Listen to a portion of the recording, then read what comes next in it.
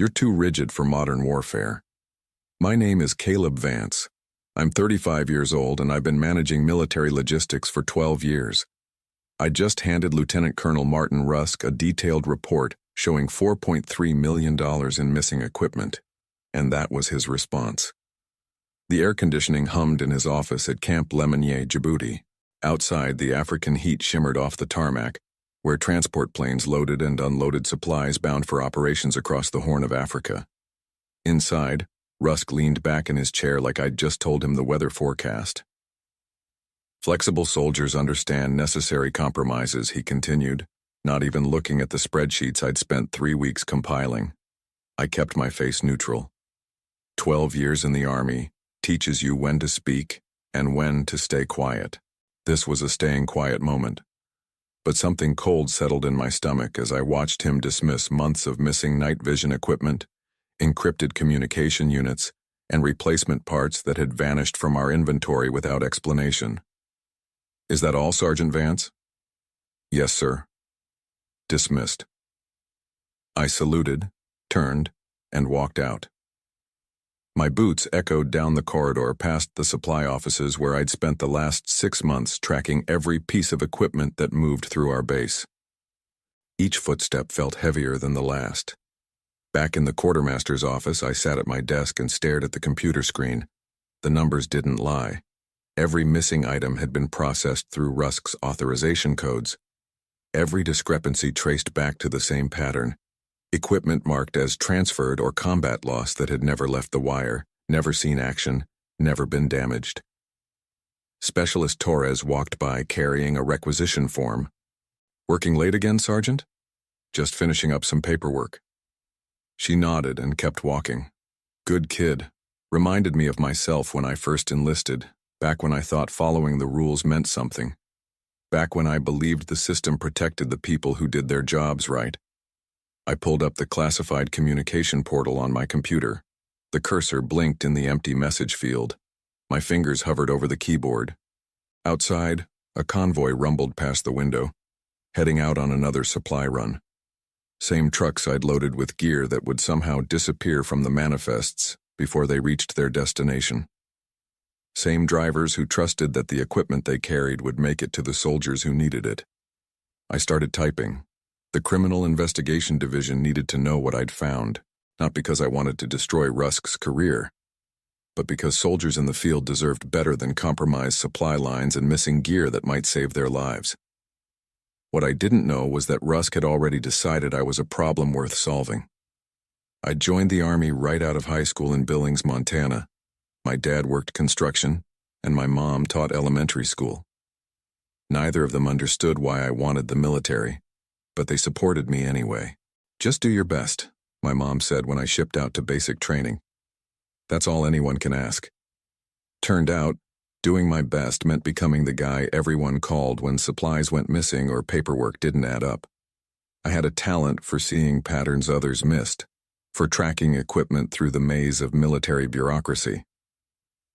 After my first deployment to Afghanistan, my commanding officer recommended me for logistics training. You've got a gift for this work, Vance, he said. The Army needs soldiers who can keep track of things. Over the years, I'd served in Iraq, Syria, and now East Africa. I'd managed supply chains for forward operating bases, tracked millions of dollars in equipment, and built a reputation for accuracy. Other logistics officers called me by the book, but it wasn't about rigid thinking. It was about accountability. When soldiers needed ammunition, medical supplies, or communication gear, there wasn't room for errors. Lieutenant Colonel Rusk had taken command of our logistics section 3 months ago, transferred in from a desk job at the Pentagon. He was smooth, political, the kind of officer who spoke in budget meetings and knew which contractors got the best deals. The enlisted soldiers respected him because he promised efficiency improvements and faster supply deliveries. But I'd started noticing problems almost immediately. Equipment would be logged as transferred to units that had never requested it. High-value items would disappear from secure storage and reappear weeks later in different accounting categories. When I asked questions, Rusk would smile and say he was streamlining processes and eliminating redundancies.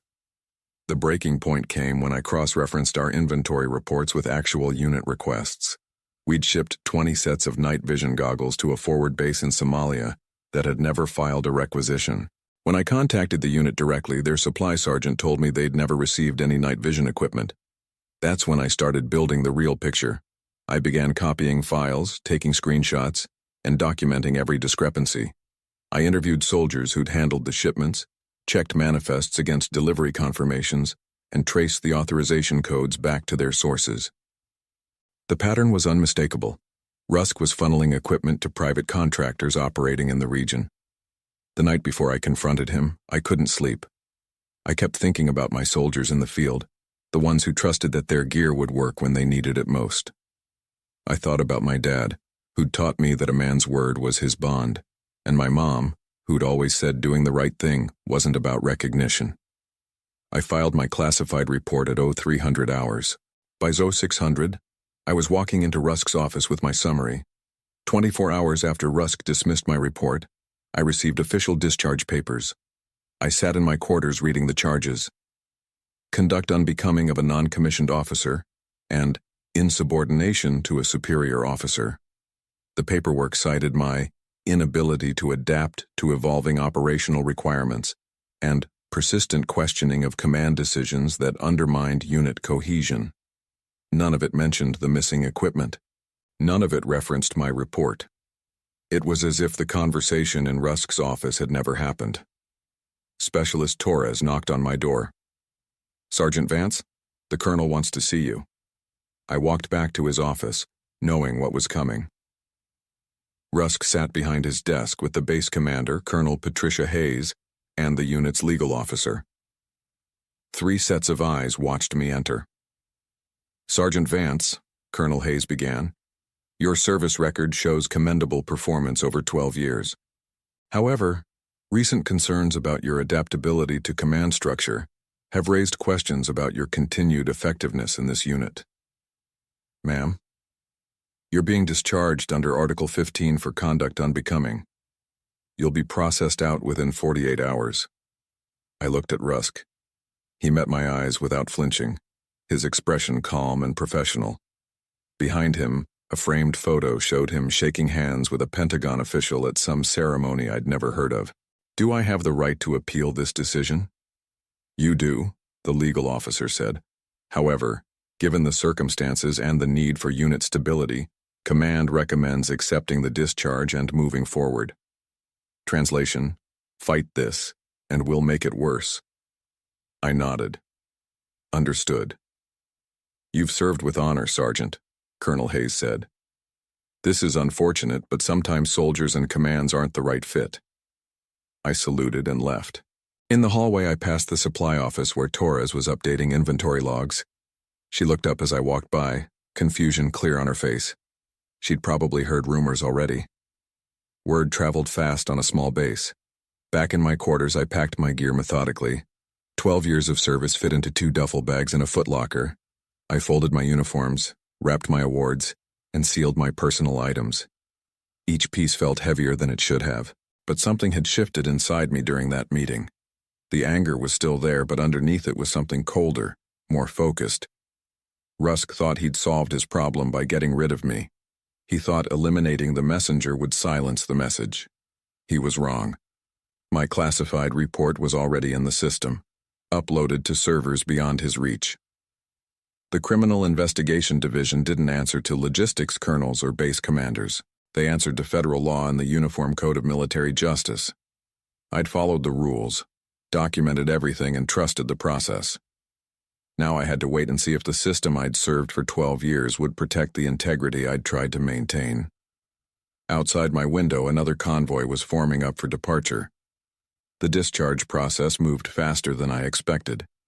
Within 12 hours, my security clearances were suspended. My access to logistics systems was terminated. The military police escorted me through the base to collect my final paperwork, as if I might steal something on my way out. Torres caught up with me outside the administrative building. "Sergeant, what's happening? Nobody's explaining anything." "Orders change," I said. "You know how it is." She frowned. "This doesn't feel right. You've been our best logistics officer. The inventory's never been cleaner. I wanted to tell her to keep her head down, to not ask questions that might get her in trouble. But she deserved better than that. Just keep doing your job, Torres. Document everything. Trust the process. She nodded, though I could see she didn't understand. How could she? From her perspective, a competent sergeant had suddenly been labeled insubordinate and shipped home. The Army didn't usually explain itself to specialists. That afternoon, I sat in the passenger terminal waiting for my flight to Frankfurt, then Denver, then home to Montana. The base continued its operations around me. Planes landing and taking off, convoys moving in and out, soldiers going about their duties. Life moved forward like I'd never been there. My phone buzzed with a text from my sister. "Heard you're coming home. Everything okay?" I typed back, "Fine. Just time for a change." The lie came easily. What else could I say? That I'd discovered my commanding officer was stealing millions in military equipment and selling it to private contractors? That the Army had discharged me rather than investigate the allegations? That 12 years of service had ended with an escort to the airport? A captain I didn't recognize sat down across from me in the terminal. "Sergeant Vance?" "Yes, sir." "Captain Williams, Criminal Investigation Division." He kept his voice low. "I understand you filed a report regarding inventory discrepancies." My pulse quickened. "Yes, sir. We've initiated a preliminary review based on your submission. The evidence you provided is comprehensive."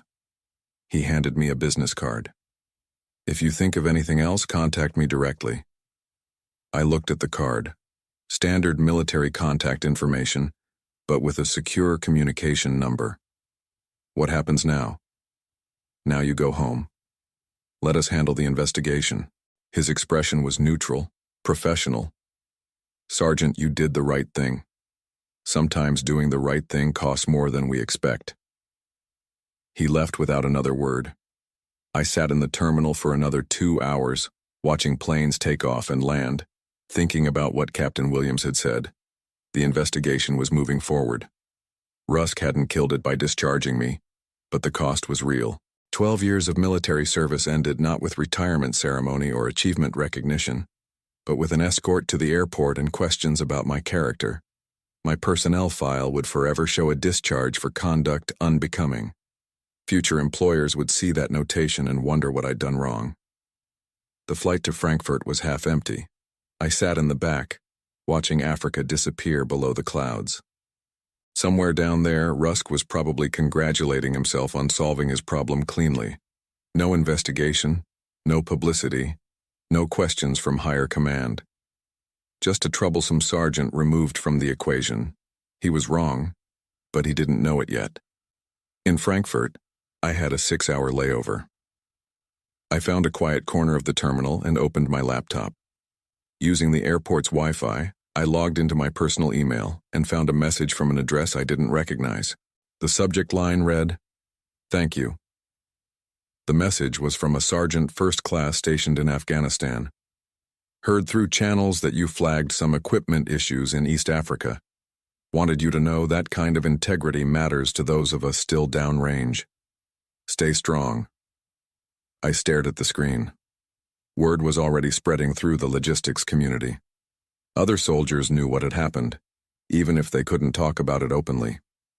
The network of non-commissioned officers who kept the Army running had their own communication channels, their own way of sharing information that mattered. I closed the laptop and boarded my flight to Denver.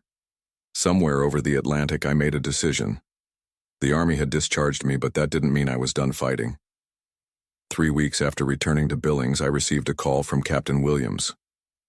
"Sergeant Vance, we need to talk. Can you meet me in Denver tomorrow?" "What's this about?" "Your report opened a bigger investigation than we initially expected. We've uncovered evidence of a systematic conspiracy involving multiple contractors and at least 6 military installations across 3 continents." I drove to Denver the next morning, my mind racing through possibilities. The Criminal Investigation Division offices were located in a nondescript federal building downtown. Williams met me in the lobby and escorted me to a secure conference room where two other investigators waited. Sergeant Vance, this is Agent Rebecca Foster from the Defense Criminal Investigative Service and Colonel James Mitchell from Army Criminal Investigation Command. Williams gestured to chairs around a polished table. What we're about to discuss is classified. I sat down, waiting. Agent Foster opened a thick folder. Your initial report identified $4.3 million in missing equipment from Camp Lemonnier. Our investigation has traced those items to a network of private military contractors operating across East Africa, the Middle East, and Eastern Europe. She spread photographs across the table, night vision equipment, communication gear, and weapon accessories I recognized from our inventory. But these photos showed the equipment in different hands, different locations, different contexts. This gear was photographed at contractor facilities in Kenya, Saudi Arabia, and Poland, Colonel Mitchell explained. We've identified the purchasing chain. Military equipment stolen from official inventory, sold to intermediary companies, then resold to private contractors at significant markup. How much are we talking about? Conservatively, $47 million over the past 18 months, Williams said. Lieutenant Colonel Rusk was a key facilitator, but not the only one. We've identified similar operations at bases in Kuwait, Afghanistan, Germany, and South Korea. Agent Foster pulled out another set of documents. Rusk had connections to Graythorne Legal, a consulting firm that specializes in defense contracts. They brokered deals between military logistics officers and private contractors who needed equipment quickly, without going through official procurement channels. The scope was staggering. I'd thought I was reporting one corrupt officer stealing from one base. Instead, I'd uncovered an international conspiracy that spanned multiple branches of the military and involved dozens of participants. What's Rusk's status? Still at Camp Lemonnier, still commanding the logistics section, Colonel Mitchell said. He doesn't know we're investigating him. We need to build an airtight case before we move. What about my discharge? Williams exchanged glances with the others. That's complicated. Your discharge was technically legal under military law.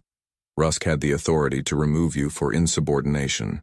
Fighting it would require proving that the insubordination charge was retaliatory, which would expose the ongoing investigation. So I stay discharged while you build your case. For now, yes. Agent Foster leaned forward. But there's something else. We want to offer you a position as a consultant on this investigation. Your knowledge of military logistics and inventory systems is exactly what we need to trace the full extent of the conspiracy. I studied their faces. Serious, professional, committed to seeing this through. These were people who understood that integrity mattered, that soldiers in combat zones deserved equipment they could trust. What would that involve? Analyzing financial records, reviewing inventory systems at other installations, helping us understand how the theft mechanisms worked, Colonel Mitchell explained. It would be classified work, well compensated, and it would give you a chance to see this through to completion. Outside the conference room windows, Denver traffic moved through downtown streets. Normal people going about their normal lives, unaware that military equipment meant to protect American soldiers was being sold to the highest bidder. When do I start? The consulting work began immediately. Within a week, I was analyzing logistics records from 6 different military installations, looking for patterns similar to what I'd found at Camp Lemonnier. The Criminal Investigation Division set me up with a secure workspace in a federal building in Denver, complete with classified computer systems and direct communication lines to investigators across the globe. The deeper I dug, the more sophisticated the conspiracy became. Rusk and his associates had developed a system of falsified transfer orders, manipulated inventory counts, and fabricated combat loss reports that made stolen equipment disappear from official records.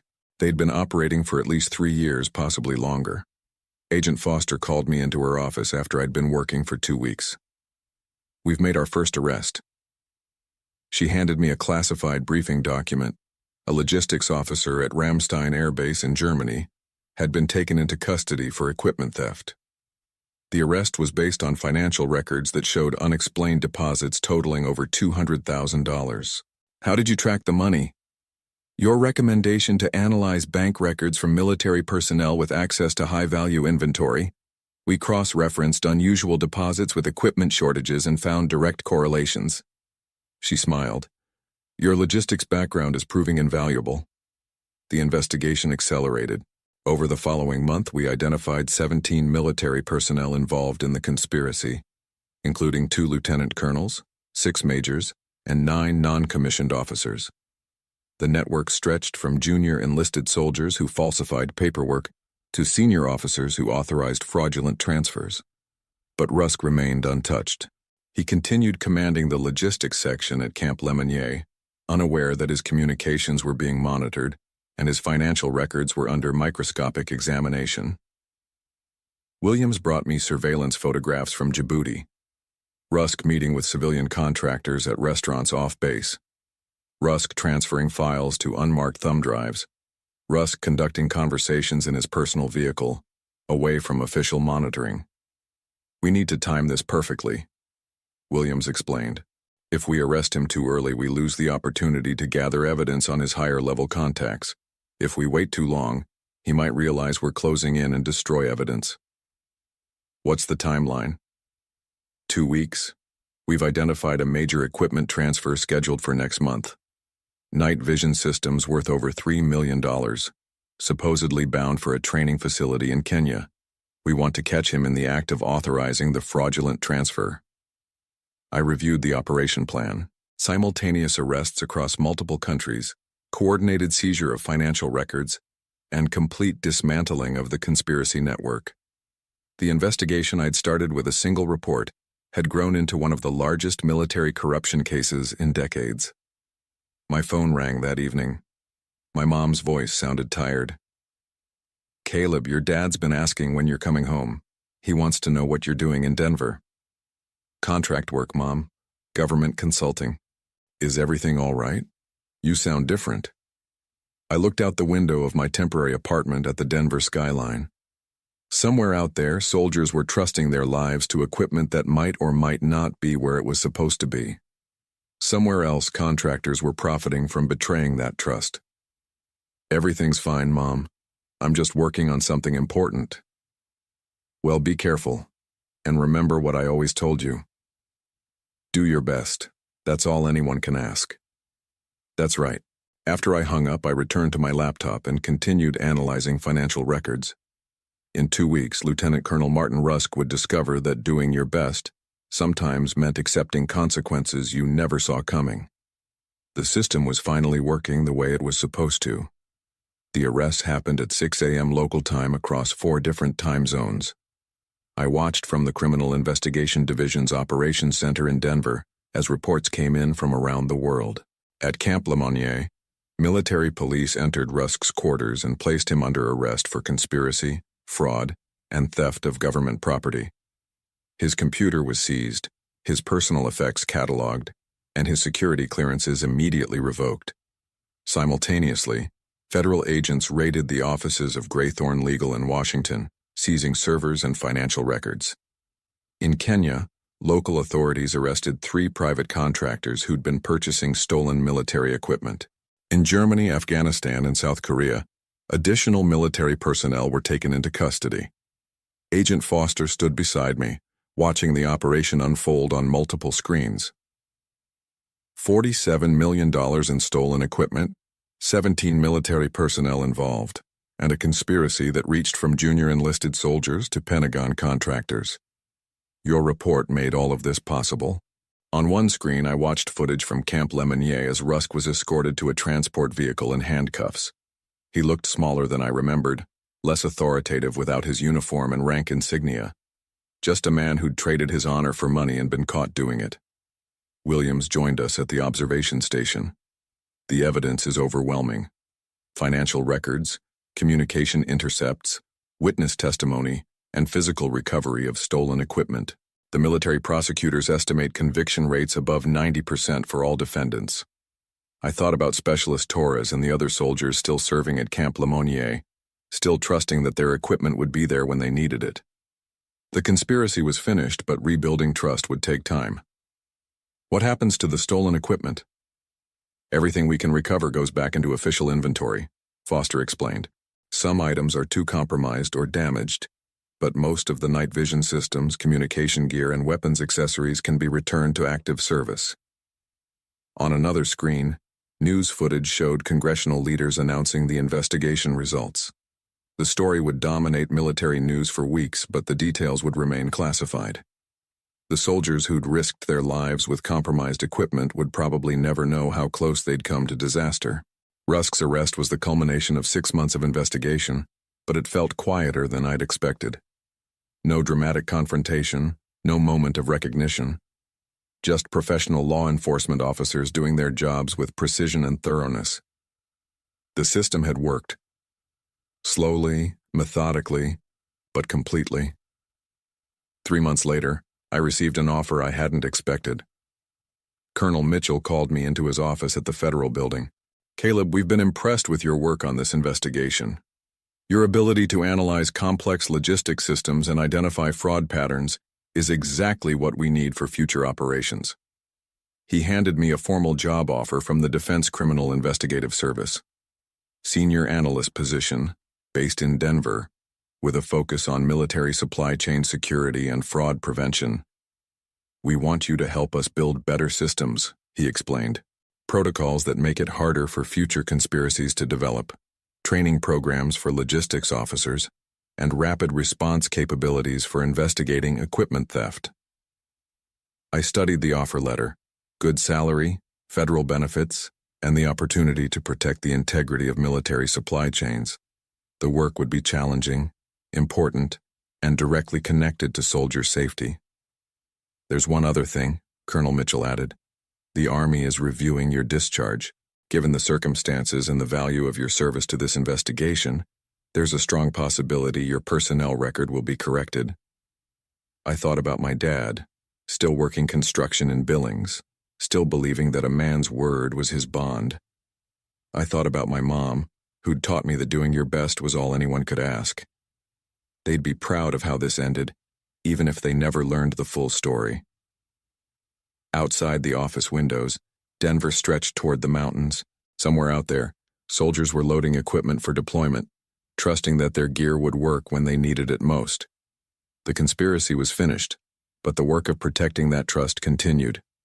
I signed the offer letter. 2 weeks later, I started my new position building the systems that would prevent future corruption. The work was important, challenging, and exactly what I'd trained for during 12 years of military service. The discharge still bothered me sometimes, but I'd learned that integrity wasn't about recognition.